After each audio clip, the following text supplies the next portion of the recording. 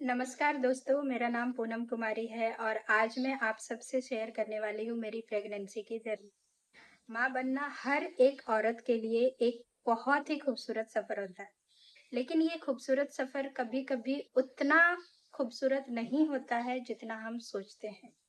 मैं जब दूसरी बार माँ बनी मतलब मैंने जब दूसरी बार प्रेगनेंसी कंसीव किया, हम लोग बहुत ज़्यादा खुश हो गए थे। सब कुछ अच्छे से चल रहा था, सब कुछ अच्छा हो रहा था। मेरी जो पहली प्रेगनेंसी थी, हमने उतना ज़्यादा टेक केयर नहीं कर पाई थी क्योंकि मेरी उम्र भी कम थी और उतना ज़्यादा मुझे पता भी नहीं था क्या होता है, क्या कैसे करना चाहिए, नहीं करना चाहिए, कोई गाइडेंस करने वाला नहीं था। तो हम उतने अच्छे से ध्यान नहीं दे पाए थे। तो इस बार हमने सोचा कि हम सब कुछ अच्छे से करेंगे, जो गलती हमने पहले की है, हम इस बार वो गलती नहीं करेंगे। तो इसके लिए हम लोग इस बार डे 1 से ही डॉक्टर के पास कंसल्ट करने के लिए गए। डॉक्टर को दिखाया, एवरीथिंग वाज़ नॉर्मल, सारे सोनोग्राफी हमने किए, सब कुछ सही था। मेडिसिन सारे अच्छे से चल रहे थे, सब कुछ सही था। अब हमने एनोमली स्कैन कराई जो 5वें महीने पे किया जाता है। वो स्कैन में सब कुछ नॉर्मल आया, सब कुछ सही था, मैं घर आ गई। डॉक्टर ने बोला अभी आपको 2 महीने बाद आना है, मतलब 7वें महीने के एंडिंग में जब 8वां महीना लगेगा तब आना। अब यहीं से शुरू होती है मेरी ये जर्नी। मैं उन्होंने मुझे इतना बोला, मैं घर पे आई, मैं गई थी काम पे नॉर्मल एज़ यूजुअल जैसा जाते हैं वैसा। वहाँ पे मैं गई वॉशरूम गई तो मैंने देखा मुझे हल्का-सा ब्लीड हुआ, एकदम पत पतला-सा, एकदम पतला-सा। मैं डर गई, मैं सोची शायद कुछ ऐसा-वैसा रहेगा। फिर मैं दोबारा से गई, दोबारा मुझे दिखा। अब तो दिमाग मतलब काम ही नहीं करने लगा कि ये क्या हो गया। अब मेरा काम पे मन नहीं लगने लगा, मैं आई घर पे। मैं वो बोली मेरे बॉस को, "सर मैं घर पे जा रही हूँ, मुझे मेरा तबीयत सही नहीं लग रहा।" मैं आ गई घर पे। घर पे आई, घर पे मैंने घरवालों से बात किया, डिस्कस किया, मम्मी से बात की। मम्मी बोली, "शायद ऐसा थोड़ा किसी-किसी को होता है, नॉर्मल है कॉमन है, वो ठीक हो जाएगा।" क्योंकि अभी 5वाँ महीना खत्म होने वाला है, छठा लगने वाला है। तो यूजुअली ये सब ऐसा होता नहीं है, कॉमन है, ठीक हो जाएगा। तो मैं रात में सोई, सब ठीक था, सब कुछ सही था। अब सुबह मैं उठी, उठ के मैं बैठी, देख रही हूँ अचानक से मुझे फ्रेश ब्लड हुआ। अब ये देख के तो मेरे रोंगटे खड़े हो गए, मतलब जिसको कहते हैं ना पैरों तले ज़मीन खिसक जाना, वो हो गया मेरे साथ। हम लोग दोनों हस्बैंड वाइफ फटाफट हॉस्पिटल भागे। जैसे ही हम लोग वहाँ हॉस्पिटल गए तो डॉक्टर ने बोला कि आपको सोनोग्राफी कराना पड़ेगा। हमने सोनोग्राफी करवाया। अब सोनोग्राफी का रिपोर्ट आया। रिपोर्ट में ये लिख के आया कि मुझे थोड़ा-सा सबक्रोनिक हेमाटोमा है। अब क्या होता है ये सबक्रोनिक हेमाटोमा? मुझे तो नहीं पता।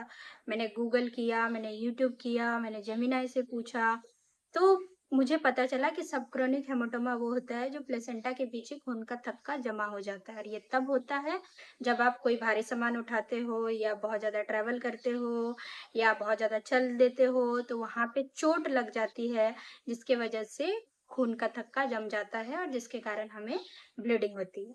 तो डॉक्टर मुझे उस हिसाब से डॉक्टर ने मेरा इलाज किया, उन्होंने इंजेक्शन लगाई, उन्होंने मेडिसिन दी, बोला कि ये मेडिसिन आपको 4-5 दिन कंटिन्यू करना है। ये धीरे-धीरे, धीरे-धीरे वो हेमाटोमा का जो खून है वो धीरे-धीरे निकलेगा और वो खत्म हो जाएगा, देन फिर सब सही हो जाएगा।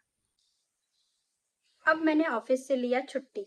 1-2 हफ्ते का मैंने छुट्टी लिया क्योंकि डॉक्टर ने बोला मुझे कंप्लीट बेड रेस्ट करना है, कोई काम वगैरह नहीं करना है, काम पे नहीं जाना है। 2 हफ्ते बाद फिर से डॉक्टर के पास जाना है, वो वापस वो रिपोर्ट सोनोग्राफी करेंगे, रिपोर्ट देखेंगे, सब कुछ सही होगा देन आप अपना वर्क रिज़्यूम कर सकते हो। उन्होंने मुझे ऐसा बोला। अब उनके 2 हफ्ते जाने से पहले ही 1 हफ्ते में ही क्या हुआ, रात में मतलब ये हफ्ता तो थोड़ा-थोड़ा, थोड़ा-थोड़ा खून गया, मतलब ऑलमोस्ट खत्म ही होने वाला था। अब रात में एक दिन क्या हुआ, मैं गई वॉशरूम और अचानक से फ्रेश ब्लीडिंग हुआ। फ्रेश मतलब खून के थक्के के साथ पूरा खून आया लाल-लाल, पूरा वॉशरूम भर गया।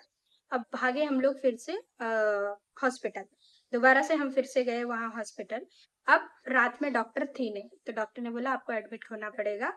नर्स ने फ़ोन किया तो बोला उनको एडमिट करो, सुबह मैं आके उनको देखती हूँ, तब तक से आप लोग इंजेक्शन और मेडिसिन दो।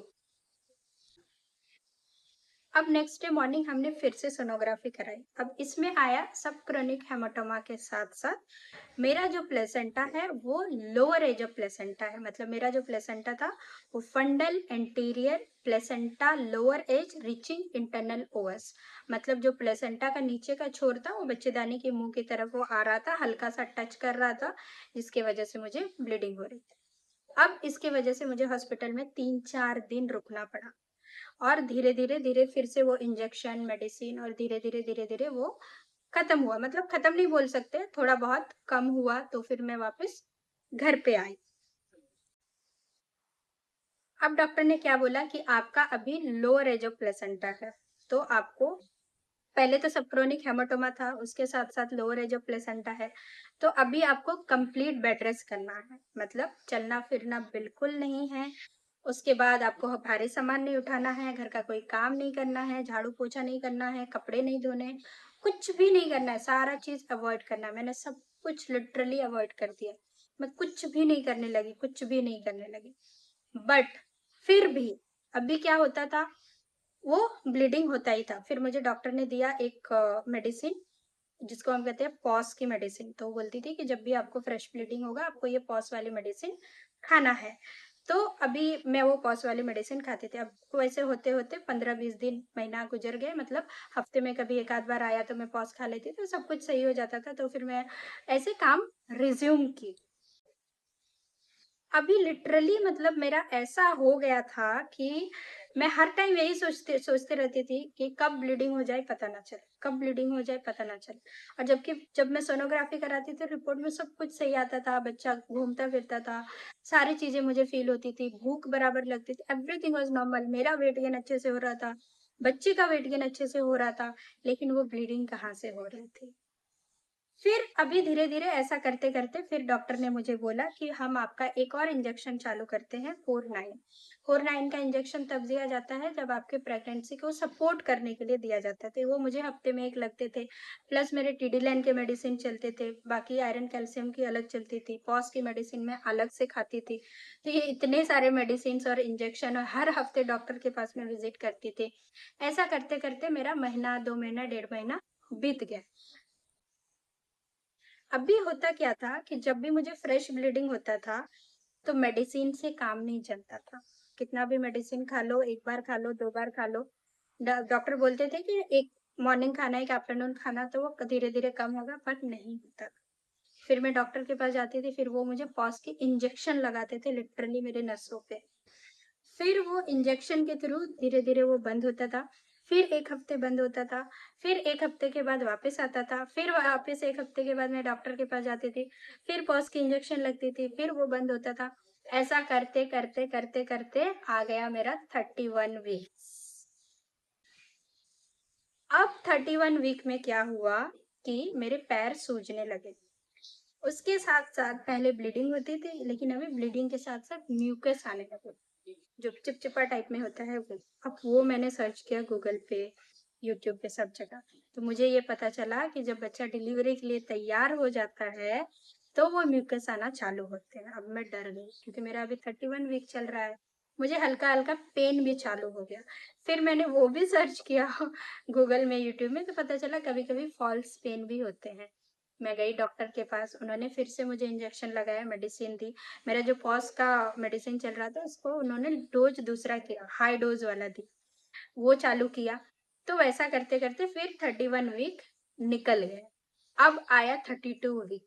अब 32 वीक में क्या हुआ, रात में मैं सोई थी, सुबह के 4 बज रहे थे, अचानक से हल्का-सा ब्लीडिंग हुआ। मैंने सोचा नॉर्मली ऐसा होता है, शायद से वही हुआ रहेगा। अब वो ब्लीडिंग पूरा बहने लगा। पानी की तरह, मतलब पूरा बाढ़ की तरह एकदम पूरा बहने लगा, इतना ज़्यादा बहने लगा। अब मैं डर गई, अचानक से उठी, लाइट चालू किया, देखा अरे ये क्या! पूरा बेड गीला हो गया है। अब मैं और मेरे हस्बैंड तो इतने डर गए, फिर हम सुबह-सुबह भागे डॉक्टर की ओर। डॉक्टर ने एडमिट किया, उन्होंने फिर से इंजेक्शन लगाए, ना जाने कितने इंजेक्शन लगाए।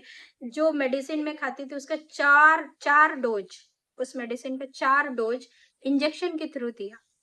फिर वो पेन कम हुआ, जो दर्द वह मुकस जा रहे थे वो कम हुआ, ब्लीडिंग कम हुआ, सब कम हुआ।